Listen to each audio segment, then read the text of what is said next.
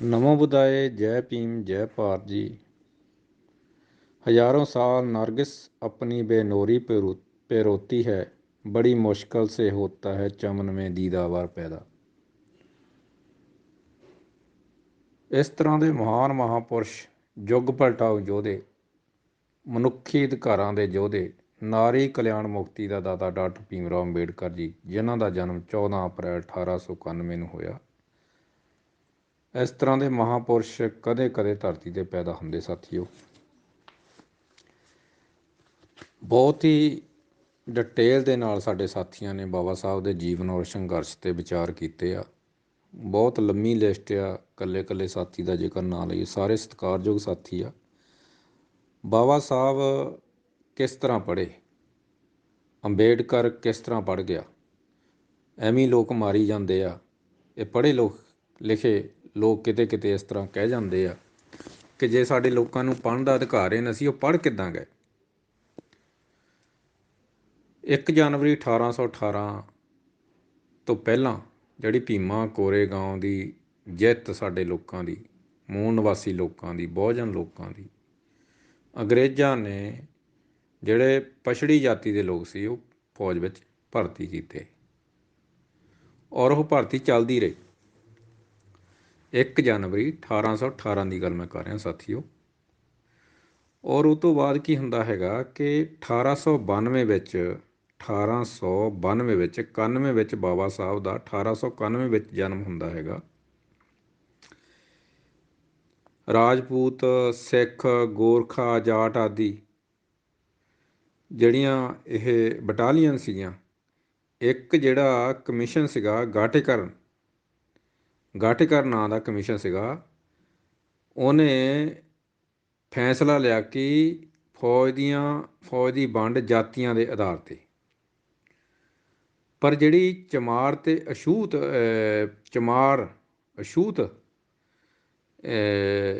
ਤੇ ਮਹਾਰ ਜਾਤ ਹੈ, ਇਹਨਾਂ ਦੀ ਜਿਹੜੀ ਭਰਤੀ ਬੰਦ ਕਰ ਦਿੱਤੀ ਸੀਗੀ। ਔਰ ਸਾਡੇ ਲੋਕ ਜਿਹੜੇ ਆ ਉਹ ਸਿੱਖ ਬਣ ਕੇ ਭਰਤੀ ਹੋਣ ਲੱਗੇ।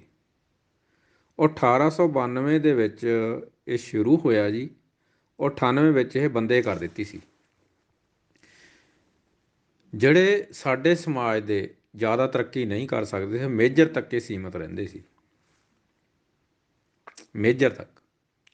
ਈਸਟ ਇੰਡੀਆ ਕੰਪਨੀ ਜਿਹੜੀ ਸੀ, ਉਹ ਜਿਹੜੇ ਫੌਜੀ ਸੀਗੇ, ਉਹਨਾਂ ਦੇ ਬੱਚਿਆਂ ਨੂੰ ਪੜ੍ਹਾਈ ਲਿਖਾਈ ਦਾ ਅਧਿਕਾਰ ਸੀ, ਉਹਨਾਂ ਦੇ ਬੱਚਿਆਂ ਨੂੰ ਪੜ੍ਹਾਉਂਦੇ ਸੀ। ਉਹਨਾਂ ਦੇ ਵਿੱਚ ਇਨਸਾਨੀਅਤ ਸੀ। ਗੋਰੇ ਲੋਕਾਂ ਦੇ ਵਿੱਚ ਧੰਨੋ ਮਾਵਾਂ ਜਿਨ੍ਹਾਂ ਨੇ ਇਸ ਤਰ੍ਹਾਂ ਦੇ ਇਨਸਾਨਾਂ ਨੂੰ ਬਰਾਬਰਤਾ ਦੇਣ ਵਾਲਿਆਂ ਨੂੰ ਜਨਮ ਦਿੱਤਾ, ਧੰਨੋ ਮਾਵਾਂ। ਅੰਗਰੇਜ਼ ਆਏ ਤਾਂ ਸਾਡਾ ਫਾਇਦਾ ਹੋਇਆ, ਮੁਸਲਮਾਨ ਆਏ ਤਾਂ ਸਾਡਾ ਫਾਇਦਾ ਹੋਇਆ। ਸਾਥੀਓ, ਇਹ ਚੇਤੇ ਰੱਖਣਾ, ਮੁਸਲਮਾਨ ਸਾਡੇ ਦੁਸ਼ਮਣ ਨਹੀਂ, ਔਰ ਉਹਨਾਂ ਦੇ ਅੰਦਰ ਇੱਕ ਇਨਸਾਨੀਅਤ ਸੀ। ਤਾਂ ਹੀ ਤਾਂ ਉਹਨਾਂ ਨੇ ਕਿਹਾ ਸੀ ਕਿ ਹਿੰਦੂ ਦਾ ਮੱਲ ਚੋਰ ਠੱਗ, ਕਿ ਆਪਣੇ ਦੇਸ਼ ਦੇ ਲੋਕਾਂ ਦੇ ਨਾਲ ਇਹ ਧੋਖਾ ਕਰ ਰਹੇ ਆ, ਇਹ ਠੱਗ ਜਿਹੜੇ ਬਨਾਰਸ ਦੇ ਠੱਗ ਹੈਗੇ। ਔਰ ਉਹ ਵੀ ਬੜੀ ਮੁਸ਼ਕਲ ਦੇ ਨਾਲ, ਕਿਉਂਕਿ 1898 ਵਿੱਚ ਇਹ ਜਿਹੜੀ ਆ ਭਰਤੀ ਬੰਦ ਹੋ ਜਾਂਦੀ ਆ। ਔਰ ਬਾਬਾ ਸਾਹਿਬ ਦੇ ਪਿਤਾ ਜੀ ਰਿਟਾਇਰ ਹੋ ਜਾਂਦੇ ਹੈਗੇ ਆ, ਬੜੀ ਮੁਸ਼ਕਲ ਦੇ ਨਾਲ, ਬੜੇ ਸਿਫਾਰਿਸ਼ ਦੇ ਨਾਲ। ਫਿਰ ਵੀ ਉਹਨਾਂ ਨੂੰ ਜਿਹੜੀ ਐਡਮਿਸ਼ਨ ਸਕੂਲ ਦੇ ਵਿੱਚ ਦਿੱਤੀ ਜਾਂਦੀ ਹੈਗੀ ਆ, ਬੜੇ ਯਤਨ ਕਰਨ ਦੇ ਬਾਵਜੂਦ। ਫੌਜੀਆਂ ਦੇ ਬੱਚੇ, ਭਾਰਤ ਦੇ ਜਿਹੜੇ ਫੌਜੀ ਸੀਗੇ, ਅਛੂਤ ਫੌਜੀਆਂ ਦੇ ਬੱਚੇ, ਉਹਨਾਂ ਨੂੰ ਸਿੱਖਿਆ ਦਿੱਤੀ ਜਾਂਦੀ ਹੈਗੀ ਹੈ ਈਸਟ ਇੰਡੀਆ ਕੰਪਨੀ ਵੱਲੋਂ, ਠੀਕ ਹੈ ਜੀ। ਔਰ ਪਰ ਬਾਹਰ ਅਛੂਤਾਂ ਲਈ ਵਿੱਦਿਆ ਦੇ ਦੁਆਰ ਫਿਰ ਬੰਦ ਸੀ, ਕਿਉਂਕਿ ਜੋਤੀ ਰਾਏ ਫੂਲੇ ਮਹਾਰਾਜ 1890 ਦੇ ਵਿੱਚ ਉਹ ਪਰਿਨਿਰਵਾਣ ਪ੍ਰਾਪਤ ਕਰ ਜਾਂਦੇ ਆ। 1890 ਤੋਂ ਪਹਿਲਾਂ ਹੀ, 1890-91 ਦੇ ਵਿੱਚ ਦਾਦੀ ਮਾਂ ਸਵਿਤਰੀ ਬਾਈ ਫੂਲੇ, ਜੇ ਮੈਂ ਗਲਤ ਨਾ ਹੋਵਾਂ, ਕਹਿਣ ਦਾ ਮਤਲਬ ਜਿਹੜਾ ਸੱਤਿਆ ਸੋਧਕ ਇੱਕ ਸੰਸਥਾ ਚੱਲ ਰਹੀ ਸੀਗੀ, ਔਰ ਉਹ ਪਰਿਨਿਰਵਾਣ ਨੂੰ ਪ੍ਰਾਪਤ ਕਰ ਜਾਂਦੇ ਹੈਗੇ ਆ। ਸੰਸਥਾ ਉਸੇ ਤਰ੍ਹਾਂ ਥੋੜ੍ਹੀ ਬਹੁਤੀ ਚੱਲਦੀ ਹੈਗੀ ਆ। ਔਰ ਉਹਨੂੰ ਵੱਡੇ ਲੈਵਲ 'ਤੇ ਸ਼ਾਹੂ ਛਤਰਪਤੀ ਜੀ ਮਹਾਰਾਜ ਅੱਗੇ ਲੈ ਕੇ ਜਾਂਦੇ ਇਸ ਸੰਸਥਾ ਨੂੰ, ਸੱਤਿਆ ਸੋਧਕ ਸਮਾਜ ਦੀ ਜਿਹੜੀ ਸੱਤਿਆ। ਔਰ 1891 ਨੂੰ 14 ਅਪ੍ਰੈਲ ਨੂੰ ਬਾਬਾ ਸਾਹਿਬ ਜੀ ਦਾ ਜਨਮ ਹੁੰਦਾ ਹੈਗਾ। ਜਿਹੜੇ ਲੋਕ ਇਹ ਕਹਿੰਦੇ ਕਿ ਬਾਬਾ ਸਾਹਿਬ ਕਿਸ ਤਰ੍ਹਾਂ ਫਿਰ ਪੜ੍ਹ ਗਏ, ਇਸ ਤਰ੍ਹਾਂ ਬਾਬਾ ਸਾਹਿਬ ਪੜ੍ਹੇ ਸੀ। ਔਰ ਬਾਬਾ ਸਾਹਿਬ ਬਾਰੇ ਇਸ ਗਰੁੱਪ ਦੇ ਸਾਰੇ ਸਾਥੀ ਜਾਣਦੇ ਆ ਕਿ ਕਿੰਨੀਆਂ ਕਠਿਨਾਈਆਂ ਦੇ ਨਾਲ ਇਹ ਉਹ ਮਹਾਂਪੁਰਸ਼ ਹੋਇਆ ਜਿਨ੍ਹਾਂ ਨੂੰ ਡਬਲ ਕਿਰਾਇਆ ਦੇਣ ਦੇ ਬਾਵਜੂਦ ਵੀ ਗੱਡੀ ਤੋਂ ਜਿਹੜੇ ਗਾਡੀਵਾਨ ਜਿਹੜੇ ਟਾਂਗੇ ਹੁੰਦੇ ਉਹਨਾਂ ਤੋਂ ਸਿੱਟਿਆ ਗਿਆ, ਬੱਗੀ ਤੋਂ ਸਿੱਟਿਆ ਗਿਆ। ਔਰ ਉਹਨਾਂ ਨੂੰ ਥੈਂ ਥੈਂ 'ਤੇ ਵਕੀਲ ਬਣਨ ਦੇ ਬਾਵਜੂਦ ਵੀ, ਪ੍ਰੋਫੈਸਰ ਬਣਨ ਦੇ ਬਾਵਜੂਦ ਵੀ ਪਾਣੀ ਪੀਣ ਲਈ ਵੀ ਅਪਮਾਨਿਤ ਕੀਤਾ ਜਾਂਦਾ। ਔਰ ਮਨੂ ਸਮਿਰਤੀ ਸਾਥੀਓ ਬੁੱਧਾਂ ਤੋਂ ਬਾਅਦ ਇਹ ਜਿਹੜੀ ਲਾਗੂ ਹੋ ਜਾਂਦੀ ਹੈਗੀ ਆ। ਔਰ ਇਹ ਮੈਨੂੰ ਲੱਗਦਾ ਹੈਗਾ ਕਿ ਇਹ ਜਿਹੜੀ ਮਨੂ ਸਮਿਰਤੀ ਲਾਗੂ ਹੁੰਦੀ ਹੈਗੀ ਆ, ਇਹ 11ਵੀਂ 12ਵੀਂ ਸਦੀ ਦੇ ਵਿੱਚ ਜਾ ਕੇ ਵੱਡੇ ਪੱਧਰ 'ਤੇ ਲਾਗੂ ਹੋ ਜਾਂਦੀ ਹੈਗੀ ਆ। ਇਸ ਤਰ੍ਹਾਂ ਨਹੀਂ ਕਿ ਸੰਘਰਸ਼ ਨਹੀਂ ਚੱਲਿਆ। ਔਰ ਇਹ ਜਿਹੜਾ ਸਤਿਗੁਰੂ ਨਾਮਦੇਵ, ਗੁਰੂ ਰਵਿਦਾਸ, ਸਤਿਗੁਰੂ ਕਬੀਰ, ਬੰਦਾ ਸਿੰਘ ਬਹਾਦਰ ਤੱਕ ਸੰਘਰਸ਼ ਚੱਲਿਆ। 13 ਅਪ੍ਰੈਲ 1699 ਨੂੰ ਜਿਹੜਾ ਖਾਲਸਾ ਪੰਥ ਦੀ ਨੀਂਹ ਰੱਖੀ, ਬਰਾਬਰਤਾ ਦੀ ਨੀਂਹ ਰੱਖੀ। ਔਰ ਪਰ ਚੇਤਾ ਰੱਖਣਾ, ਸਾਡੇ ਲੋਕਾਂ ਦੇ ਹਾਲਾਤ 1699 ਤੋਂ ਬਾਅਦ ਵੀ ਉਹੀ ਰਹੇ। ਗਾਂਧੀ ਜਦੋਂ ਸਾਈਮਨ ਕਮਿਸ਼ਨ ਆਉਂਦਾ ਤਾਂ ਬਾਬਾ ਸਾਹਿਬ ਜਿੱਦਾਂ ਜਿਹੜਾ ਤਲਾਬ ਦਾ ਜਿਹੜਾ ਚਦਾਰ ਅਤੇ ਮਹਾੜ ਤਲਾਬ ਦਾ ਜਿਹੜਾ ਉਹ ਸੰਘਰਸ਼ ਕਰਦੇ ਹੈਗੇ ਆ ਆਪਣੇ ਲੋਕਾਂ ਨੂੰ ਲੈ ਕੇ, ਉਹ ਇਸ ਕਰਕੇ ਕਰਦੇ ਹੈਗੇ ਆ ਕਿ ਇਹਨਾਂ ਲੋਕਾਂ ਨੂੰ ਅਹਿਸਾਸ ਹੋਵੇ ਵੀ ਗੁਲਾਮੀ ਕੀ ਚੀਜ਼ ਹੁੰਦੀ ਹੈਗੀ ਆ। ਔਰ ਜਿਹੜੇ ਉੱਥੇ ਤਲਾਅ 'ਤੇ ਸੰਘਰਸ਼ ਕਰਦੇ ਹੈਗੇ ਆ ਕਿ ਉੱਧਰ ਸਾਈਮਨ ਕਮਿਸ਼ਨ ਨੇ ਆਉਣਾ ਹੁੰਦਾ, ਤਾਂ ਬਾਬਾ ਸਾਹਿਬ ਬੜੇ ਦਿਮਾਗੀ ਸੀਗੇ। ਸਾਡੇ ਅਮਰ ਜੀ ਕਹਿ ਕੇ ਗਏ ਕਲਮ ਦੇ ਨਾਲ, ਵਾਕਿਆ ਹੀ ਇਹਦੇ ਵਿੱਚ ਕੋਈ ਦੋ ਰਾਵਾਂ ਨਹੀਂ ਹੈਗੀਆਂ। ਔਰ ਸਿੱਖਾਂ ਦੇ ਹਿਸਟੋਰੀਅਨ ਜਿਹੜੇ ਅਜਮੇਰ ਸਿੰਘ ਮੈਨੂੰ ਲੱਗਦਾ ਬਠਿੰਡੇ ਵਾਲੇ ਹੈਗੇ ਆ, ਇਸ ਵੇਲੇ ਸਿਰ ਕੱਢ ਆ, ਉਹ ਕਹਿੰਦੇ ਬਾਬਾ ਸਾਹਿਬ ਡਾਕਟਰ ਅੰਬੇਡਕਰ ਕਦੇ ਵੀ ਜੇਲ੍ਹ ਨਹੀਂ ਗਏ, ਪਰ ਉਹਨੇ ਜਾਣਾ ਵੀ ਨਹੀਂ ਸੀਗਾ। ਕਿੰਨਾ ਦਿਮਾਗ ਸੀ। ਪਹਿਲੀ ਤਾਂ ਗੱਲ ਆ, ਸਾਡੇ ਲੋਕ ਇੰਨੇ ਜਾਗਰਤ ਨਹੀਂ ਸੀਗੇ। ਉਸ ਇਕੱਲੇ ਮਹਾਂਪੁਰਸ਼ ਨੇ ਕਿੰਨਾ ਬ੍ਰਾਹਮਣਵਾਦੀ ਲੋਕਾਂ ਦੇ ਨਾਲ ਸੰਘਰਸ਼ ਕਰਕੇ ਕਰੋੜਾਂ ਲੋਕਾਂ ਦਾ ਭਲਾ ਕਰ ਗਏ। ਔਰ ਉਹ ਇਹ ਦੱਸਣਾ ਚਾਹੁੰਦੇ ਸੀਗੇ ਕਿ ਜਦੋਂ ਚਦਾਰ ਅਤੇ ਮਹਾਰ ਦਾ ਜੋ ਸੰਘਰਸ਼ ਚੱਲਦਾ ਪਾਣੀ ਪੀਣ ਦਾ, ਵੀ ਇੱਥੇ ਕੁੱਤੇ ਬਿੱਲੇ ਤਾਂ ਪਾਣੀ ਪੀ ਸਕਦੇ ਆ, ਪਰ ਇਨਸਾਨ ਪਾਣੀ ਨਹੀਂ ਪੀ ਸਕਦਾ ਹੈਗਾ। ਦੇਖੋ ਕਿੱਦਾਂ ਕਿੰਨੀ ਜਾਣੀ ਕਿ ਸਖਤ, ਰੋਟੀ ਕੱਪੜਾ ਔਰ ਮਕਾਨ ਤੋਂ ਵਾਂਝੇ, ਅੰਨ ਤੋਂ ਵਾਂਝੇ ਔਰ ਪਾਣੀ ਪੀਣ ਤੋਂ ਵਾਂਝੇ। ਉੱਥੇ ਫਿਰ ਜਦੋਂ ਇੱਟਾਂ ਰੋੜੇ ਮਾਰਦੇ ਹੈਗੇ ਆ ਤਾਂ ਉਹ ਨੋਟਿਸ ਵਿੱਚ ਗੱਲ ਆ ਜਾਂਦੀ ਸਾਈਮਨ ਕਮਿਸ਼ਨ ਦੇ, ਵਾਕਿਆ ਵੀ ਇਹ ਗੱਲ ਹੈਗੀ ਆ। ਤਾਂ ਗਾਂਧੀ ਬਿਆਨ ਦਿੰਦਾ ਹੈਗਾ ਕਿ ਜੇਕਰ ਅੰਬੇਡਕਰ ਇੰਨਾ ਹਮਾਇਤੀ ਹੈਗਾ ਤਾਂ ਆਪਣੇ ਕਿਉਂ ਨਹੀਂ ਖੂਹ ਪਟਵਾ ਲੈਂਦਾ ਹੈਗਾ। ਜੇਕਰ ਦੱਬੇ ਕੁਚਲਿਆਂ ਦਾ ਇੰਨਾ ਹਮਾਇਤੀ ਆ ਤਾਂ ਆਪਣੇ ਕਿਉਂ ਨਹੀਂ ਖੂਹ ਪਟਵਾ ਲੈਂਦਾ। ਪਰ ਬਾਬਾ ਸਾਹਿਬ ਜਿਹੜਾ ਉੱਥੇ ਗੁੰਗਿਆਂ ਦਾ ਮੂੰਹ ਕਨੈਕ ਵਿੱਚ ਉਹਨੂੰ ਜਵਾਬ ਦਿੰਦੇ ਆ। ਗਾਂਧੀ ਦੀ ਜੰਗ ਇੰਡੀਆ ਸੀ, ਚੇਤੇ ਰੱਖਿਓ ਅਖਬਾਰ। ਆਪਣੀ ਜਿਹੜੀ 3 ਅਖਬਾਰਾਂ ਸਰਦਾਰ ਕੇਵਲ ਸਿੰਘ ਨੇ ਜਿਹੜੀਆਂ ਗਣਾਈਆਂ ਉਹ ਸੀਆਂ। ਗੁੰਗਿਆਂ ਦਾ ਮੂੰਹ ਕਨੈਕ, ਜਨਤਾ ਇੱਕ ਹੋਰ ਸੀ। ਔਰ ਬਾਬਾ ਸਾਹਿਬ ਜਵਾਬ ਦਿੰਦੇ ਹੈਗੇ ਕਿ ਸਾਡੇ ਲੋਕਾਂ ਨੇ ਪਾਣੀ ਦਾ ਘੁੱਟ ਪੀ ਕੇ ਕਿਤੇ ਸਵਰਗ ਨੂੰ ਨਹੀਂ ਚੱਲ ਜਾਣਾ ਹੈਗਾ, ਪਰ ਮੈਂ ਆਪਣੇ ਲੋਕਾਂ ਨੂੰ ਇਹ ਅਹਿਸਾਸ ਕਰਾਉਣਾ ਚਾਹੁੰਦਾ ਸੀ ਤੁਸੀਂ ਗੁਲਾਮ ਆ। ਕਿਉਂਕਿ ਜਦੋਂ ਉਹਨਾਂ ਨੇ ਤਲਾਬ ਵੱਲ ਨੂੰ ਸ਼ੁਰੂ ਹੋਏ ਤਾਂ ਉਹਨਾਂ ਦੇ ਹਾਹਾਕਾਰ ਵਿੱਚ ਸਾਡਾ ਜਿਹੜਾ ਆ ਤਲਾਬ ਭਿੱਟਿਆ ਗਿਆ।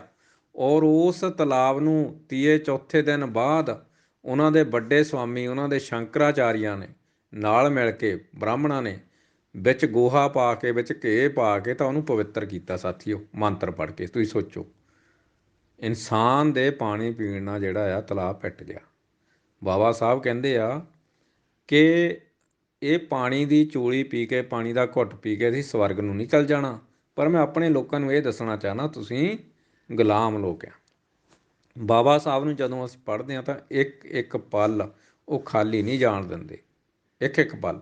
ਜਦੋਂ ਪਹਿਲੀ ਵਾਰ ਉਹ ਕੋਲਹਾਪੁਰ ਵਿੱਚ ਇੱਕ ਲੋਕਾਂ ਨੂੰ ਇਕੱਠ ਕਰਕੇ ਇੱਕ ਸਭਾ ਕਰਦੇ ਆ ਤਾਂ ਉਹ ਕੋਈ ਬੀੜੀਆਂ ਪੀਂਦਾ ਹੁੰਦਾ, ਕੋਈ ਬੈਠਾ ਹੁੰਦਾ, ਪਸ਼ੂਆਂ ਦਾ ਮਾਹ ਚੱਕਦੇ ਹੁੰਦੇ ਲੋਕ। ਤਾਂ ਬਾਬਾ ਸਾਹਿਬ ਉਹਨਾਂ ਨੂੰ ਉੱਥੇ ਜਿਹੜੇ ਭਾਸ਼ਣ ਦਿੰਦੇ ਉਹ ਕਹਿੰਦੇ ਕਿ ਤੁਹਾਡੇ ਫਟੇ ਹੋਏ ਕੱਪੜੇ ਦੇਖ ਕੇ, ਤੁਹਾਡੀਆਂ ਧੁਆਂਖੇ ਹੋਏ ਮੂੰਹ ਦੇਖ ਕੇ, ਤੁਹਾਡੀਆਂ ਖੁੱਚਾਂ ਵਿੱਚ ਨੂੰ ਬੜੀਆਂ ਹੋਈਆਂ, ਕਹਿੰਦੇ ਤੁਹਾਡੀਆਂ ਪੱਸਲੀਆਂ ਦੇਖ ਕੇ, ਤੁਹਾਡੇ ਵਿੱਚ ਤਾਂ ਖੂਨੇ ਹੈ ਨਹੀਂ, ਕਹਿੰਦੇ ਦੇਖ ਕੇ ਤਾਂ ਮੇਰਾ ਜਿਹੜਾ ਸੀਨਾ ਫਟ ਜਾਂਦਾ ਹੈਗਾ, ਸੀਨਾ ਫਟ ਜਾਂਦਾ। ਕਹਿੰਦੇ ਮੇਰਾ ਦਿਲ ਕਰਦਾ ਆਪਣੇ ਮਾਂ ਦੇ ਪੇਟ 'ਚ ਕਿਉਂ ਨਹੀਂ ਮਰ ਜਾਂਦੇ। ਤਾਂ ਇੱਦਾਂ ਝੰਜੋੜੇ ਮਾਰਦੇ ਹੈਗੇ ਆ। ਕਹਿੰਦੇ ਮਾਂ ਦੇ ਪੇਟ ਦੇ ਵਿੱਚੇ ਕਿਉਂ ਨਹੀਂ ਮਰ ਜਾਂਦੇ, ਇਹੋ ਜਿਹਾ ਗੰਦੇ ਕੰਮ ਕਰਨ ਲਈ ਤੁਸੀਂ ਸੰਘਰਸ਼ ਕਿਉਂ ਨਹੀਂ ਕਰਦੇ। ਤਾਂ ਉਹ ਦੱਸਦੇ ਹੈਗੇ ਆ ਵੀ ਇਹ ਅਗਿਆਨਤਾ ਕਰਕੇ ਆ, ਇਹ ਵਿੱਦਿਆ ਤੋਂ ਵਾਂਝੇ ਕਰਕੇ ਆ ਸਭ ਕੁਛ ਹੋਇਆ ਹੈਗਾ, ਤੁਹਾਨੂੰ ਸੰਘਰਸ਼ ਕਰਨਾ ਪੈਣਾ। ਔਰ ਸਾਥੀਓ, ਉਸ ਤੋਂ ਬਾਅਦ ਜਦੋਂ ਸਾਈਮਨ ਕਮਿਸ਼ਨ, ਜਦੋਂ ਉਹਨਾਂ ਨੂੰ ਫਿਰ ਸੱਦਾ ਪੱਤਰ ਦਿੰਦਾ ਹੈਗਾ, 30 31 32 ਦੀਆਂ ਗੋਲ ਕਾਨਫਰੰਸਾਂ ਹੁੰਦੀਆਂ ਹੈਗੀਆਂ, ਉਹ ਗਾਂਧੀ ਲਗਾਤਾਰ ਜਿਹੜਾ ਆ ਉਹ ਬਕਵਾਸ ਕਰਦਾ। ਔਰ ਜਿੰਨਾ ਮੀਡੀਆ ਹੈਗਾ ਬਾਬਾ ਸਾਹਿਬ ਬਾਰੇ ਬਹੁਤ ਅੰਗਰੇਜ਼ਾਂ ਦਾ ਪਿੱਠੂ ਤੱਕ ਉਹਨਾਂ ਨੂੰ ਕਹਿੰਦੇ ਹੈਗੇ ਆ।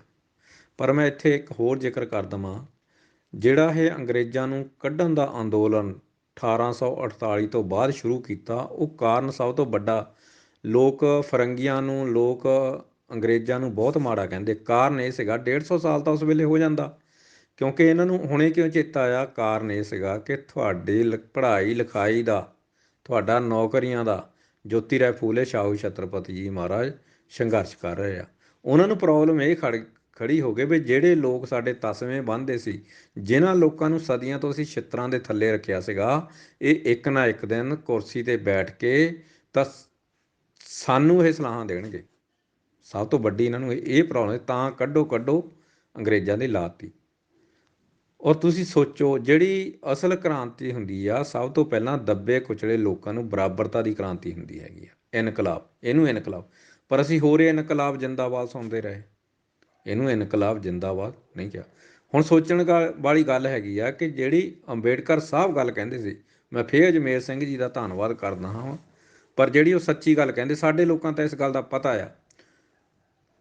ਉਹ ਕਹਿੰਦੇ ਹੈਗੇ ਵੀ ਅੰਗਰੇਜ਼ਾਂ ਨੂੰ ਹੁਣ ਕੱਢ ਕੇ ਕੀ ਲੈ ਲਿਆ ਤੁਸੀਂ। ਜਿੰਨੇ ਉੱਚ ਜਾਤੀ ਸੀ, ਚਾਹੇ ਉਹ ਜੱਟ ਸੀ, ਚਾਹੇ ਕੋਈ ਹੋਰ ਸੀਗੇ, ਸਾਰਿਆਂ ਨੇ ਇਹਨਾਂ ਦੇ ਨਾਲ, ਬ੍ਰਾਹਮਣਾਂ ਦੇ ਨਾਲ ਮਿਲ ਕੇ, ਨਹਿਰੂ ਐਂਡ ਕੰਪਨੀ, ਬਾਲ ਗੰਗਾਧਰ 1885, ਹੋਰ ਅਨੇਕ ਕਮਿਊਨਿਸਟਾਂ ਦੇ ਨਾਲ, ਸਾਰੀ ਉਮਰ ਜਾਣੀ ਕਿ ਬਾਬਾ ਸਾਹਿਬ ਨੂੰ ਮਾੜਾ ਹੀ ਕਿਹਾ ਇਹਨਾਂ ਲੋਕਾਂ ਨੇ, ਚੰਗਾ ਨਹੀਂ ਕਿਹਾ। ਪਰ ਇੱਕ ਗੱਲ ਇਹ ਚੇਤਾ ਭੁੱਲ ਗਏ, ਕਹਿੰਦੇ ਅਸੀਂ ਸਿੱਖ ਹਾਂ, ਕਹਿੰਦੇ ਅਸੀਂ ਉੱਚ ਜਾਤੀਏ ਹਾਂ। ਜਿਹੜੀ ਗੱਲ ਗੁਰੂ ਨਾਨਕ ਸੱਚੇ ਪਾਤਸ਼ਾਹ ਕਹਿੰਦੇ ਹੈਗੇ ਆ ਕਿ ਨੀਚਾ ਅੰਦਰ ਨੀਚ ਆ, ਨੀਚੀ ਹੂੰ ਅਤ ਨੀਚ, ਨਾਨਕ ਤਿੰਨ ਕੇ ਸੰਸਾਰ ਵੱਡਿਆਂ ਸੁਕੀ। ਗਾਂਧੀ ਕਹਿੰਦਾ ਹੈਗਾ ਕਿ ਵੀ ਦੇਖੋ ਡਾਕਟਰ ਅੰਬੇਡਕਰ ਨੇ ਕਿੰਨਾ ਬੂਟ ਸੂਟ ਪਾਏ ਹੈਗੇ ਆ, ਬਾਬਾ ਸਾਹਿਬ ਇੱਕ ਜਾਣੀ ਕਿ ਆਉਣ ਵਾਲੇ ਸਮੇਂ ਦੇ, ਆਉਣ ਵਾਲੇ ਸਮੇਂ ਦੇ ਇਨਸਾਨ ਬਣ ਕੇ ਦੱਸਦੇ ਵੀ ਤੁਸੀਂ ਇੱਦਾਂ ਆਉਣ ਵਾਲੇ, ਉਸ ਵੇਲੇ ਧੋਤੀ ਵੀ ਨਹੀਂ ਜੁੜਦੀ ਹੁੰਦੀ, ਜਿਹੜੇ ਤਗੜੇ ਲੋਕ ਧੋਤੀ ਲਾਉਂਦੇ ਹੁੰਦੇ ਸੀਗੇ, ਵੀ ਇੱਦਾਂ ਰਹਿਣਾ ਸੂਟ ਬੂਟ ਟਾਈ ਲਾ ਕੇ ਤੁਸੀਂ।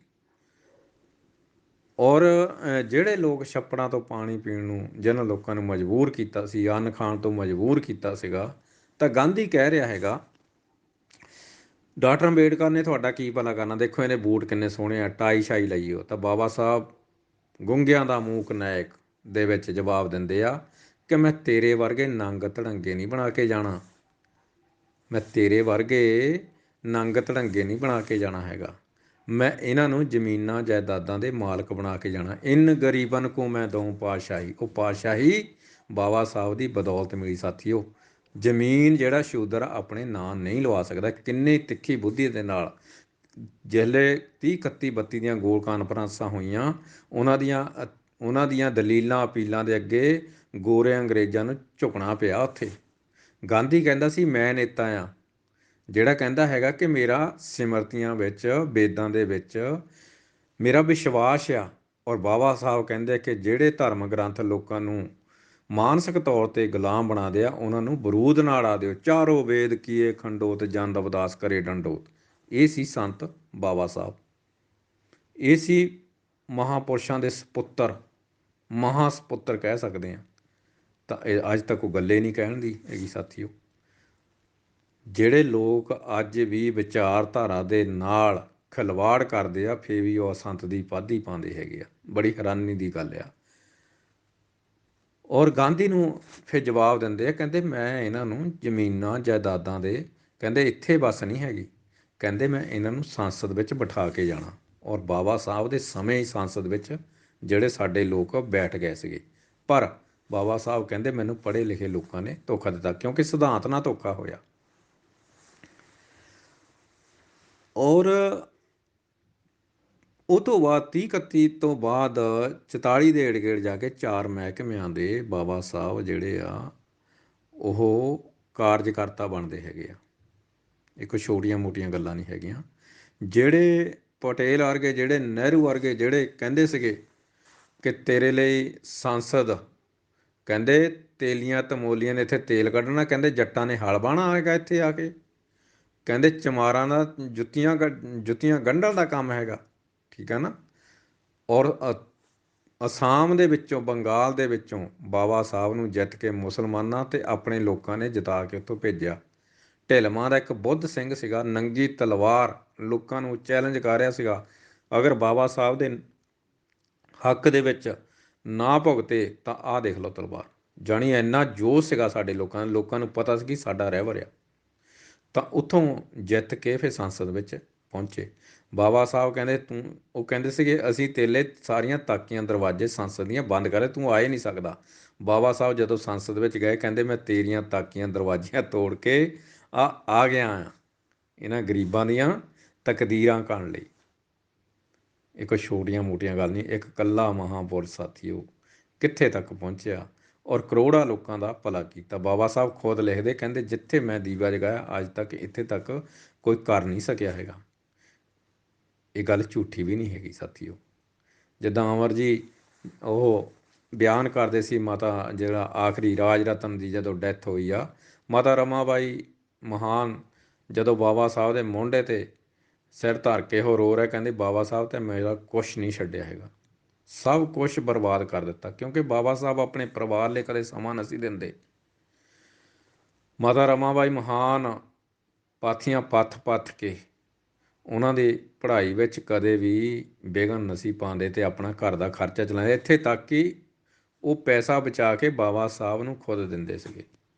ਕਹਿੰਦੇ ਬਾਬਾ ਸਾਹਿਬ ਤਾਂ ਮੇਰਾ ਕੁਛ ਨਹੀਂ ਛੱਡਿਆ। ਜਦੋਂ ਚੌਥੇ ਬੱਚੇ ਦੀ ਡੈਥ ਹੁੰਦੀ ਆ ਤਾਂ ਬਾਬਾ ਸਾਹਿਬ ਕਹਿੰਦੇ ਹੈਗੇ ਆ, ਰਮਾ ਚਾਰ ਮੂਏ ਤਾਂ ਕਿਆ ਹੁਆ, ਜੀਵਤ ਪੜੇ ਹਜ਼ਾਰ। ਕਹਿੰਦੇ ਇੱਕ ਦਿਨ ਦੇਖੀ ਤਾਂ ਇਹ ਜਿਹੜੇ ਬਹੁਜਨ ਲੋਕ ਆ, ਮੂਲ ਨਿਵਾਸੀ ਲੋਕ ਆ, ਇਸ ਦੇਸ਼ ਦੇ ਸ਼ਾਸਕ ਹੋਣਗੇ। ਪਰ ਹੋਇਆ ਉਲਟ ਸਾਥੀਓ। ਸ਼ਾਸਕ ਦਾ ਮਤਲਬ ਹੁੰਦਾ ਹੈਗਾ ਸਾਰਿਆਂ ਨੇ ਕਿਤੇ ਰਾਜੇ ਨਹੀਂ ਬਣ ਜਾਣਾ ਹੁੰਦਾ। ਮਿਸਾਲ ਦੇ ਤੌਰ 'ਤੇ ਸਾਥੀਓ, ਬਾਬਾ ਸਾਹਿਬ ਕਹਿੰਦੇ ਤੁਸੀਂ ਆਹ ਕਲਰਕ, ਆ ਛੋਟੀ ਛੋਟੀਆਂ ਨੌਕਰੀਆਂ ਤੱਕ ਨਸੀਮਤ ਰਹੋ, ਇਹ ਕੁਛ ਨਹੀਂ ਹੈਗਾ। ਕਹਿੰਦੇ ਬਾਬਾ ਸਾਹਿਬ ਕਹਿੰਦੇ ਸੱਤਾ ਇੱਕ ਉਹ ਚਾਬੀ ਆ ਜਿਹੜਾ ਹਰ ਇੱਕ ਜੰਦਰਾ ਖੁੱਲ੍ਹ ਜਾਂਦਾ ਹੈਗਾ। ਪਰ ਆਪਾਂ ਬਹੁਤ ਭੁਲੇਖੇ 'ਚ ਹੈਗੇ ਹਾਂ। ਪਰਿਵਰਤਨ ਦੀ ਵੀ ਬਾਬਾ ਸਾਹਿਬ ਗੱਲ ਕਰਦੇ ਹੈਗੇ ਆ। ਰਾਜ ਕਿਤੇ ਸਾਰਿਆਂ ਨੇ ਨਹੀਂ ਕਰਨਾ ਹੁੰਦਾ। ਰਾਜ ਹੁੰਦਾ ਜਿਹਦਾ ਅਰਥ ਵਿਵਸਥਾ ਹੈਗੀ ਆ ਸਾਥੀਓ। ਮੰਨ ਲਓ ਕਿ ਜਿਹੜੇ ਵੱਡੇ ਵੱਡੇ ਗਡਾਊਨ ਹੈਗੇ ਆ, ਘਿਓ ਦੇ ਗਡਾਊਨ ਹੈਗੇ ਆ, ਪੈਟਰੋਲ ਪੰਪ, ਉਹ ਤੁਹਾਡੇ ਸਮਾਜ ਕੋਲ ਹੈਗੇ ਆ, ਇਹਨੂੰ ਕਹਿੰਦੇ ਰਾਜੇ। ਜੋ ਵੀ ਖਾਣ ਪੀਣ ਦਾ ਸਮਾਨ ਹੈਗਾ ਉਹ ਸਾਰਾ ਕਿਹਨਾਂ ਦੇ ਹੱਥ ਆ? ਬ੍ਰਾਹਮਣ ਨੇ ਕਿਹਦੇ ਹੱਥ ਦਿੱਤਾ ਹੈਗਾ? ਬਾਣੀਆਂ ਦੇ ਹੱਥ। ਇਹਨੂੰ ਰਾਜਪੁਣਾ ਕਰਦੇ ਆ। ਉਹਨਾਂ ਦੇ ਲੋਕ ਇੱਥੇ ਵੀ ਆ ਕੇ ਵਪਾਰ ਕਰਦੇ ਆ, ਕਿਉਂਕਿ ਜਿਹੜਾ ਕੰਟਰੋਲ ਆ ਉਹਨਾਂ ਦੇ ਹੱਥ 'ਚ ਆ। ਇਸ ਤਰ੍ਹਾਂ ਰਾਜੇ ਚਾਹੁੰਦੇ ਸੀ ਬਾਬਾ ਸਾਹਿਬ। ਜਿਹੜੇ ਵੱਡੇ ਵੱਡੇ ਕੋਟੇ ਹੁੰਦੇ ਹੈਗੇ ਆ ਏਜੰਸੀਆਂ ਦੇ, ਇਸ ਤਰ੍ਹਾਂ ਰਾਜ ਨੂੰ ਕਹਿੰਦੇ ਸੀਗੇ, ਅਰਥ ਵਿਵਸਥਾ ਜਿਹਨੂੰ ਕਹਿੰਦੇ ਆ। ਔਰ ਕਹਾਣੀ ਬਾਬਾ ਸਾਹਿਬ ਦੀ ਸਾਥੀਓ ਬਹੁਤ ਜ਼ਿਆਦਾ ਲੰਬੀ ਹੈਗੀ ਆ। ਮੈਂ ਹੀ ਚਾਹੁੰਦਾ ਹੈਗਾ ਕਿ ਬਾਬਾ ਸਾਹਿਬ ਜਿਹੜਾ ਸਾਨੂੰ ਧੰਮ ਦੇ ਗਏ ਆ, ਬਾਬਾ ਸਾਹਿਬ ਕਹਿੰਦੇ ਆ ਕਿ ਜੇ ਤੁਸੀਂ ਈਸਾਈ ਬਣ ਜਾਓਗੇ ਤਾਂ ਮਤ ਸੋਚਿਓ ਕਿ ਕਿਸੇ ਵੱਡੇ ਚਰਚ ਦੇ ਤੁਸੀਂ ਪਾਦਰੀ ਬਣ ਜਾਓਗੇ। ਜੇਕਰ ਮੁਸਲਮਾਨ ਮਤ ਸੋਚਿਓ ਕਿਸੇ ਵੱਡੇ ਮਸਜਿਦ ਦੇ ਤੁਸੀਂ ਮੌਲਵੀ ਬਣ ਜਾਓ। ਜਾਤ ਪਾਤ ਨੇ ਤੁਹਾਡਾ ਪਿੱਛਾ ਨਹੀਂ ਛੱਡਣਾ। ਪਰ ਮੈਂ ਕਹਿੰਦੇ ਤੁਹਾਨੂੰ ਉੱਥੇ ਲੈ ਕੇ ਚੱਲਿਆ ਜਿਹੜਾ ਸਾਰੇ ਵਿਸ਼ਵ ਦੇ ਨਾਲੇ ਜੋੜ ਦੇਗਾ, ਜਿਹੜਾ ਤੁਹਾਨੂੰ ਤੁਹਾਡੀਆਂ ਜੜ੍ਹਾਂ ਦੇ ਨਾਲ ਜੋੜ ਜਾਏਗਾ, ਉੱਥੇ ਲੈ ਕੇ ਚੱਲਿਆ ਹੈਗਾ। ਔਰ ਬਾਬਾ ਸਾਹਿਬ ਦਾ ਅਸੀਂ ਬਹੁਤ ਦਿੱਤਾ ਹੋਇਆ ਖਾਧਾ। ਬਾਬਾ ਸਾਹਿਬ ਦੇ ਸਾਡੇ ਵਿੱਚ ਸਾਹ ਚੱਲਦੇ। ਜਦੋਂ ਧੰਮ ਦੀ ਗੱਲ ਆਉਂਦੀ ਆ ਤਾਂ ਉੱਥੇ ਬਹੁਤ ਵੱਡੀ ਜਾਣੀ ਕਿ ਪ੍ਰੋਬਲਮ ਆਉਂਦੀ ਹੈਗੀ ਆ। ਧੰਮ ਕਿਸੇ ਦੇ ਅਧੀਨ ਨਹੀਂ ਹੋਣਾ ਹੈਗਾ। ਨਾਇਕ ਪੂਜਾ ਨਹੀਂ ਕਰਨੀ। ਪੁਜਾਰੀਵਾਦ ਦੇ ਥੱਲੇ ਨਹੀਂ ਰਹਿਣਾ ਹੈਗਾ। ਇਹ ਹੈਗਾ ਧੰਮ, ਆਪਣਾ ਦੀਪਕ ਆਪ। ਸਾਥੀਓ, ਬਾਬਾ ਸਾਹਿਬ ਲਈ ਕਹਿਣ ਲਈ ਤਾਂ ਇੰਨਾ ਕੁਛ ਆ ਕਿ ਜੇ ਅਸੀਂ 10 ਬੰਦੇ ਵੀ ਲਗਾਤਾਰ ਚਰਚਾ ਕਰੀਏ ਤਾਂ ਇਹ ਨਾ ਖਤਮ ਹੋਣ ਵਾਲੀ ਫਿਲਾਸਫੀ ਹੈਗੀ ਆ। ਜੋ ਵੀ ਮਿਲਿਆ ਆਪਾਂ ਨੂੰ ਬਾਬਾ ਸਾਹਿਬ ਦੀ ਬਦੌਲਤ ਮਿਲਿਆ ਹੈਗਾ। ਬਾਬਾ ਸਾਹਿਬ ਨੇ ਸਾਨੂੰ ਧੰਮ ਦਿੱਤਾ। ਸਾਨੂੰ ਇਹ ਗੱਲ ਚੇਤੇ ਰੱਖਣੀ ਚਾਹੀਦੀ ਹੈ ਕਿ ਜਿਹੜੀ ਗੱਲ ਗੁਰੂ ਕਬੀਰ ਜੀ ਕਹਿੰਦੇ ਹੈਗੇ ਆ ਕਿ ਜਨਮ ਸਵਾਰਿਓ ਪੰਥ ਨਹੀਂ ਸਵਾਰਿਆ। ਜਨਮ ਤਾਂ ਸਾਡਾ ਸੁਧਰ ਗਿਆ ਹੈਗਾ, ਪਰ ਪੰਥ ਕੀ ਹੁੰਦਾ? ਜਿਹੜਾ ਇੱਕ ਰਾਸਤਾ ਹੁੰਦਾ, ਜਿਹੜੀ ਮਹਾਂਪੁਰਸ਼ਾਂ ਦੀ ਵਿਚਾਰਧਾਰਾ ਹੁੰਦੀ ਆ, ਉਹਨੂੰ ਆਪਣੇ ਜੀਵਨ ਵਿੱਚ ਲਾਗੂ ਕਰਕੇ ਲੋਕਾਂ ਵਿੱਚ ਲਿਜਾਣਾ। ਉਹ ਪੰਥ ਕਿਵੇਂ ਚਲਾਉਣਾ ਸੀਗਾ ਬਈ? ਪੰਥ ਤਾਂ ਹੋਰੇ ਬਹੁਤ ਚੱਲ ਪਏ। ਪੰਥ ਤਾਂ ਜਦੋਂ 35-37 ਦੇ ਵਿੱਚ ਹੀ ਵਾਲਮੀਕਿਆਂ ਨੂੰ ਵੱਖਰੇ ਕਰ ਦਿੱਤਾ। ਅੱਜ ਤੱਕ ਉਹ ਵਾਲਮੀਕੀ ਭਾਵੇਂ ਅਦਰ ਵਿੱਚ ਜਾ ਰਿਹਾ, ਉਹ ਵੱਖਰਾ ਜਾਣੀ ਕਿ ਇੱਕ ਧਰਮ ਬਣਿਆ ਹੈਗਾ। ਬੇਸ਼ੱਕ ਉਹ ਗਿਣਤੀ ਹਿੰਦੂਆਂ 'ਚ ਹੁੰਦੀ ਹੈਗੀ ਆ। ਔਰ ਇਸੇ ਤਰ੍ਹਾਂ ਰਵਿਦਾਸੀਆ ਬਣ ਗਿਆ, ਇਸੇ ਤਰ੍ਹਾਂ ਆਹ ਧਰਮ ਬਣ ਗਿਆ। ਪੰਥ ਤਾਂ ਰਿਹਾ ਹੀ ਨਹੀਂ, ਕਿਉਂਕਿ ਜਿਹੜਾ ਪੰਥ ਹੁੰਦੇ ਆ ਉਹਦੇ ਸੰਦੇਸ਼ ਉਦੇਸ਼ ਇੱਕ ਹੁੰਦੀ ਆ, ਸਮਾਜ ਦੇ ਅਹਿਸਾਸ ਇੱਕ ਹੁੰਦੇ ਆ। ਅਸੀਂ ਸਾਰੇ ਧਰਮਾਂ ਵਿੱਚ, ਪਰ ਸਾਡਾ ਕੋਈ ਧਰਮ ਨਹੀਂ। ਬੇਸ਼ੱਕ ਬਾਬਾ ਸਾਹਿਬ ਨੇ ਸਾਨੂੰ ਧੰਮ ਦਿੱਤਾ ਹੈਗਾ, ਧਰਮ ਦਿੱਤਾ, ਪਰ ਸਾਡਾ ਕੋਈ ਧਰਮ ਹੀ ਹੈ ਨਹੀਂ, ਦੀਨ ਹੀ ਹੈ ਨਹੀਂ। ਕਿਉਂਕਿ ਸਾਡੇ ਸਾਹਮਣੇ ਜਿਹੜੀ ਪ੍ਰੋਬਲਮ ਹੁੰਦੀ ਆ ਉਹ ਹੁੰਦੀ ਆ ਕਿ ਅਸੀਂ ਕਿਤੇ ਨਾ ਕਿਤੇ ਜਾਣ ਕੇ ਬੱਝੇ ਹੋਏ ਹੁੰਦੇ ਆ। ਅਸੀਂ ਖੁੱਲ੍ਹੇ ਹੋ ਕੇ ਤਾਂ ਕਦੇ ਸੋਚਦੇ ਹੀ ਨਹੀਂ ਹੈਗੇ। ਜੇਕਰ ਐਡਾ ਮਹਾਨ ਮਹਾਂਪੁਰਸ਼ ਇਹ ਗੱਲ ਕਹਿ ਰਿਹਾ ਕਿ ਤੁਹਾਡਾ ਇੱਥੇ ਫਾਇਦਾ ਆ, ਉਹ ਸਾਡੇ ਫਿੱਟ ਨਹੀਂ ਪੈਂਦਾ ਹੈਗਾ। ਔਰ ਗੁਰੂ ਰਵਿਦਾਸ ਨੂੰ ਮੈਂ ਕਹਿੰਦਾ ਹੁੰਦਾ ਕਿ ਮਾਇਆ ਦਾ ਤਿਆਗੀ ਕਹਿੰਦੇ ਸੀ ਗੁਰੂ ਰਵਿਦਾਸ ਨੂੰ, ਪਰ ਹੈਗੇ ਵੀ ਆ। ਬਾਬਾ ਸਾਹਿਬ ਮਨ ਤੋਂ ਬਾਅਦ ਵੀ 20,000 ਕਰਜ਼ੇ ਦੇ ਥੱਲੇ ਰਹੇ, ਔਰ ਆਪਣੇ ਉਹਨਾਂ ਦੇ ਨਾਂ 'ਤੇ ਕਦੇ ਕੁਛ ਨਿਕਲਦਾ ਨਹੀਂ ਹੈਗਾ। ਤਾਂ ਇਹ ਸੰਤ ਨਹੀਂ ਸਾਥੀਓ, ਇੱਦਾਂ ਦੇ ਸੰਤ ਚਾਹੀਦੇ ਆ। ਬਾਬਾ ਸਾਹਿਬ ਕਹਿੰਦੇ ਹੈਗੇ ਆ ਕਿ ਬਿਨਾਂ ਚਰਿੱਤਰ ਅਤੇ ਹਲੀਮੀ ਦੇ ਇੱਕ ਪੜ੍ਹਿਆ ਲਿਖਿਆ ਇਨਸਾਨ ਹੈਵਾਨ ਨਾਲੋਂ ਵੱਧ ਕੇ ਖਤਰਨਾਕ ਹੈ। ਕਹਿੰਦੇ ਚਰਿੱਤਰ ਵਿੱਦਿਆ ਨਾਲੋਂ ਵੀ ਵੱਧ ਕੇ ਮਹੱਤਵਪੂਰਨ ਹੈ। ਚਰਿੱਤਰ ਜਿਹੜਾ ਕਹਿੰਦੇ ਵਿੱਦਿਆ ਨਾਲੋਂ ਵੀ ਵੱਧ ਕੇ ਮਹੱਤਵਪੂਰਨ ਹੈ। ਕਹਿੰਦੇ ਦੁੱਖ ਦੀ ਗੱਲ ਤਾਂ ਇਹ ਹੈ ਕਿ ਅੱਜ ਕੱਲ੍ਹ ਦਾ ਨੌਜਵਾਨ ਧਰਮ ਪ੍ਰਤੀ ਬੇਰੁਖੀ ਧਾਰ ਰਿਹਾ ਹੈ, ਜਦੋਂ ਕਿ ਧਰਮ ਬਹੁਤ ਜ਼ਰੂਰੀ ਹੈ। ਕਹਿੰਦੇ ਮੇਰੇ ਵਿੱਚ ਜੋ ਭਾਵਨਾਵਾਂ, ਜੋ ਚੰਗੀਆਂ ਗੱਲਾਂ ਸਮਾਜ ਨੂੰ ਵਿੱਦਿਆ ਦੇ ਲਾਭ ਹੋਏ ਹਨ, ਇਹ ਮੇਰੇ ਵਿੱਚ ਧਾਰਮਿਕ ਭਾਵਨਾਵਾਂ ਹੋਣ ਕਰਕੇ ਸੰਭਵ ਹੋਇਆ ਹੈਗਾ। ਕਹਿੰਦੇ ਮੈਂ ਧਰਮ ਚਾਹੁੰਦਾ ਹੈਗਾ, ਧਰਮ ਦੇ ਨਾਂ 'ਤੇ ਪਖੰਡ ਨਹੀਂ ਚਾਹੁੰਦਾ। ਕਬੀਰ ਜਹਾਂ ਗਿਆਨ ਹੈ ਤਹਾਂ ਧਰਮ, ਜਹਾਂ ਝੂਠ ਤੈ ਪਾਪ। ਹੁਣ ਸੋਚਣ ਵਾਲੀ ਗੱਲ ਹੈਗੀ ਆ। ਬਾਬਾ ਸਾਹਿਬ ਕਹਿੰਦੇ ਮੇਰੇ ਵਿੱਚ ਧਾਰਮਿਕ ਭਾਵਨਾਵਾਂ ਹੋਣ ਕਰਕੇ ਮੇਰੀ ਵਿੱਦਿਆ ਦੇ ਸਮਾਜ ਨੂੰ ਲਾਭ ਹੋਇਆ। ਬਾਬਾ ਸਾਹਿਬ ਕਿੱਥੇ ਟੱਲੀਆਂ ਖੜਕਾਉਂਦੇ ਰਿਹਾ, ਪਰ ਬਾਬਾ ਸਾਹਿਬ ਦਾ ਜਿਹੜਾ ਧਰਮ ਹੈ ਉਹ ਸਤਿਗੁਰ ਕਬੀਰ ਜੀ ਮਹਾਰਾਜ ਵਾਲਾ ਹੈਗਾ।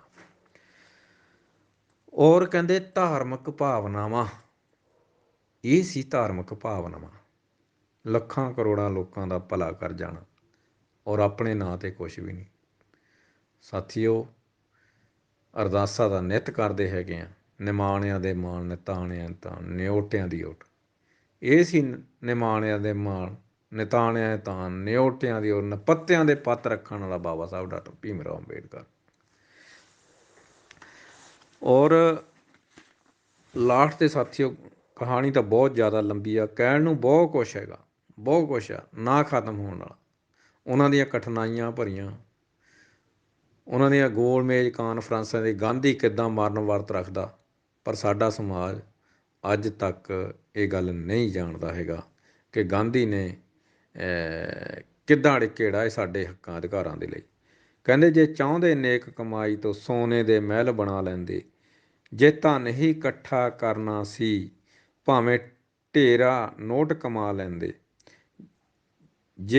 ਜੇ ਰਹਿੰਦੇ ਵਿੱਚ ਵਜ਼ਾਰਤ ਦੇ ਸਾਰੀ ਉਮਰ ਵਚੀਰੀ ਪਾ ਲੈਂਦੇ, ਸਿਰ 20,000 ਦਾ ਕਰਜ਼ਾ ਸੀ ਆਪਣਾ ਹੀ ਕਰਜ਼ਾ ਝੁਕਾ ਲੈਂਦੇ, ਸਹਿਜ ਇਕਲੌਤੇ ਪੁੱਤਰ ਨੂੰ ਜੋ ਚਾਹੁੰਦੇ ਉਹ ਬਣਾ ਲੈਂਦੇ, ਜਾਂ ਦੁਨੀਆਦਾਰੀ ਕਰ ਲੈਂਦੇ ਜਾਂ ਬਾਬਾ ਸਾਹਿਬ ਕਹਾ ਲੈਂਦੇ। ਪਰ ਸਾਥੀਓ, ਉਹਨਾਂ ਨੇ ਆਪਣੇ ਲਈ ਕੁਛ ਨਹੀਂ ਕੀਤਾ। ਫਿਰ ਬਾਬਾ ਸਾਹਿਬ ਨੇ ਅਸੀਂ ਕਹਾ ਹੋਣਾ, ਕਿਉਂਕਿ ਸਿਧਾਂਤਾਂ ਦੇ ਨਾਲ ਜਿਹੜੇ ਆ ਉਹ ਸਮਝੌਤੇ ਸਾਡੇ ਮਹਾਂਪੁਰਸ਼ਾਂ ਨੇ ਨਹੀਂ ਕੀਤੇ ਹੈਗੇ। ਕਿਉਂਕਿ ਅਗਰ ਬ੍ਰਾਹਮਣਵਾਦੀ ਉਧਰ ਜਗਜੀਵਨ ਰਾਮ ਵੀ ਸੀਗਾ, ਹੋਰ ਅਨੇਕਾਂ ਸੀਗੇ, ਗਾਂਧੀ ਦੇ ਹਰੀਜਨ, ਪਰ ਇੱਕ ਚੇਤਾ ਰੱਖਣਾ, ਪੰਚੀ ਸਰਪੰਚੀ ਨਹੀਂ ਕੋਈ ਛੱਡਦਾ, MLA MP ਦੀ ਸੀਟ ਤਾਂ ਕਿਸੇ ਨੇ ਕੀ ਛੱਡਣੀ ਆ। 2 ਨੰਬਰ ਦਾ ਪ੍ਰਧਾਨ ਮੰਤਰੀ ਹੁੰਦਿਆਂ ਹੋਇਆਂ, ਕੈਬਨਿਟ ਮੰਤਰੀ ਹੁੰਦਿਆਂ ਹੋਇਆਂ, ਭਾਰਤ ਦੀ ਨਾਰੀ ਵਾਸਤੇ, ਭਾਰਤ ਦੀ ਨਾਰੀ ਵਾਸਤੇ ਉਹਨਾਂ ਨੇ ਅਸਤੀਫਾ ਦੇ ਦਿੱਤਾ ਸੀ। ਫਿਰ ਝੁੱਗੀਆਂ ਝੌਂਪੜੀਆਂ ਵਿੱਚ ਜਾ ਕੇ ਲੋਕਾਂ ਨੂੰ ਜਾਗਰਤ ਕੀਤਾ।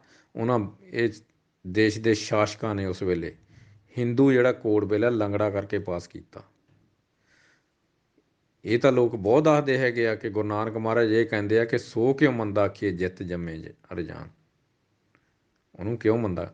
ਪਰ ਜਿਹੜੀ ਲੜਾਈ ਲੜੀ ਆ ਤੁਸੀਂ ਦੇਖੋ, ਕਹਿੰਦੇ ਜਦੋਂ ਬਹਿ ਚੱਲਦੀ ਬਾਬਾ ਸਾਹਿਬ ਕਹਿੰਦੇ ਕਿ ਮੈਂ ਚਾਹਨਾ ਕਿ ਜਿਹੜੀ ਭਾਰਤ ਦੀ ਔਰਤ ਆ ਉਹ ਪ੍ਰਧਾਨ ਮੰਤਰੀ ਦੇ ਅਹੁਦੇ ਤੱਕ ਪਹੁੰਚੇ, ਉਹ ਮੁੱਖ ਮੰਤਰੀ ਬਣੇ।